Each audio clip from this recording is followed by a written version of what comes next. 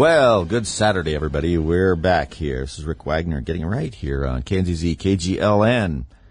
Right here, originating in western Colorado and on the 1100, 980, 92.7, 88.1, 101 something, and a couple of others. We appreciate your listenership. We're in a lot of translators and so forth all over the place, eastern Utah and western Colorado. And we appreciate the listenership again, as I said. And also, I should mention, the show is on the internet. We get a lot of internet listeners, and you can get the show as a podcast as well. And some other bonus podcasts that I throw in there, too, once in a while, if I have an idea. And I thought I should mention the website. You can look a lot of this stuff up. I do it all the time. I feel like I do it too much. I don't like shameless self-promotion. I really need to get better at it. And I heard today from someone who had been unable to gather what the website name was because I said it too fast. And I have to admit, I have been talking too fast lately because I gather so much stuff up for the show. There's so much going on. I'm always in a rush to get through it. So I'm going to try and moderate my speed a little bit more so that I'm not rushing through things. That's hard to understand. But the website is Political Viking. One word, politicalviking.com. And as I mentioned it before, I chose that because I thought Vikings were great disruptors. They were independent, but they moved into places and were going to live their life. And if you weren't going to take yours seriously, then they were going to disrupt it, and they were going to move in.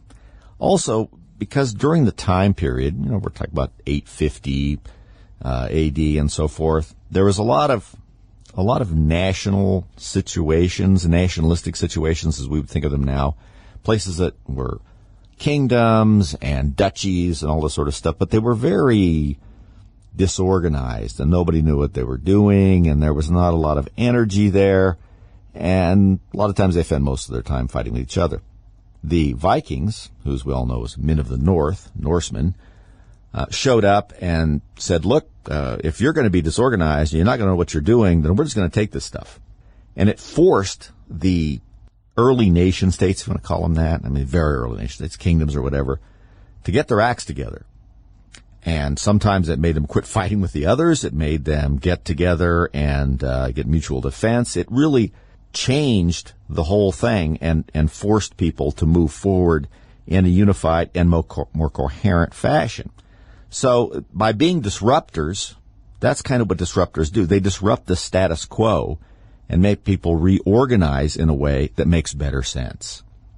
I like that. Plus, I like Vikings, and apparently, according to my DNA results that I sent off, I have a lot of Viking-type blood in me from where my ancestors are from, in very far northern Germany, and then up there in Jutland and places like that. So I thought it was kind of cool. So it's politicalviking.com, and that's where we put all these stories. And there is a lot on that site, as I've said before, and I don't like to constantly talk about it, but we don't make any money off of it. So I don't know why I should be embarrassed. None of it, there's nothing to buy on there. I may put some T-shirts up one of these days because I have some cool T-shirts. As I said before, people keep asking me if I'd do them again. It's been like 8-9 years ago since I had them. My Vast Right-Wing Conspiracy T-shirt. We try and put up, there's video up there. I just put one up, yesterday, I think. On tank tactics, since that seems to be in the news all the time. And I try and find things that aren't too long, like 5 minutes or something, and unless it's a lecture that I think might be interesting too. There's some things obviously from Vic Davis Hanson, Amity Schlels, Douglas Murray, so a couple of brief pieces from Milton Friedman that you can click on and listen to. And I've tried to set it up on that page so it doesn't pull you off the page. You just click on it and it plays right there. It doesn't yank you all over the internet. I did that. The tank tactics one was kind of cool. And the two videos I still have up there for a while, I've left them up because I think people have been watching them, is one about how the Javelin missile system works and one how the Stinger missile system works. We hear about this stuff all the time from the talking heads on television and no context whatsoever. And I know my listeners are interested in that kind of stuff. They're also people that work for a living and know how things work, as opposed to, some academic someplace that couldn't tell a screwdriver from a pair of pliers. So it's interesting for most of the listeners, if they feel like it, to click on there. Plus, I have all of the feeds from everything from the Bongino report to the Campus Fix to Daily Wire to The Hill. There's some Fox News on there that is a little wonky. Breitbart, Newsbusters, Newsmax. It's all up there, and you can click on the stories. There's like 5 stories associated with each one of them that update automatically throughout the day. So as those websites update their stories, they show up on my page as the top 5 or 6 stories from that website. You can just click on them. And in the middle, there's all these stories that I find during the day that I find really interesting and want to share with you in particular. So we're sort of highlighting them.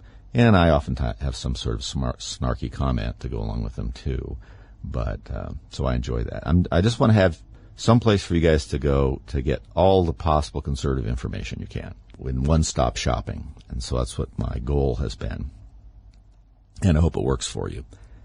I'm tired of most of the media we have out there that doesn't do their job, or I guess they do their job if it is to shade and hide things. The one thing about conservative media, I have to say, is that although they will shade things, everybody seems to do it, they're more likely to report things even if they're not particularly great for conservatives. Whereas most of the mainstream media, and that includes most of your newspapers, that they always, I guess I shouldn't say most and then they always, but they will often, very often, just leave stories out. That's been the new tactic. Some places feel their job is to, defend, attack, debunk, they like to say, which is interesting. Just saying something isn't true with nothing behind it is not debunking it, just arguing about it. But some of them just have come with a tactic, and I have to say it's pretty good. It's just don't tell you about it. So if you're limiting your news intake to certain news feeds, you just don't know what's going on. And as I've complained on this show many times, practically weekly, we don't get hardly information here in the western part of Colorado about what's going on in our state legislature anymore. They just don't make an effort to discuss things that are very controversial. And we find out about them after they've been signed many times or when they're being implemented. I've talked about a number of things, the gun theft recording statute that was passed, the storage bill on those things, on firearms, and several others. And people they hadn't heard about it. And I talked about them a little bit, but we didn't hear about them until late. And then when I was talking about them recently, they were already a law. So then I realized that people were not getting the information, and you have to have that information. They're just going to hide it from you and do everything in Denver under the dome. And by under the dome, I mean, if you remember the Get Smart episodes, and if you didn't watch those, or if you saw them in reruns like I did, remember they left the dome, the cone of silence would lower over people, the big joke. That's pretty much what they're doing to you. So you're going to have to make sure that you track that down. So on this page, I've been trying to keep everything national and international that I think that we can ferret and put on this page. And I hope you go to it and take a look at stuff.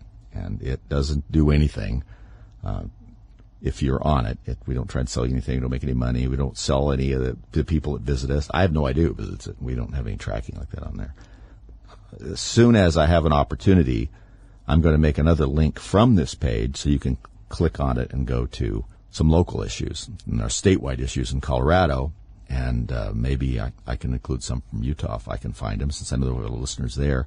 We've turned out to have a lot of listeners several places, and I can only encourage you to spend some time finding out what's going on. It's a very frustrating situation, and it's being hidden from you in many cases. And you're going to have to take up the citizen's duty and go find out what the heck is going on. Sometimes it's not very pleasant. Sometimes you got to go to meetings once in a while, like council meetings and so forth. Oh, here's something, an interesting fact, too, that IQ is not cumulative. So when you go to your, city council meetings lots of times, if there are 3 people there with an IQ of 40, it doesn't add up to 120. No, that's not how that works. You would think so, but it doesn't. Well, folks, we'll be back in just a minute and talk about some other stuff.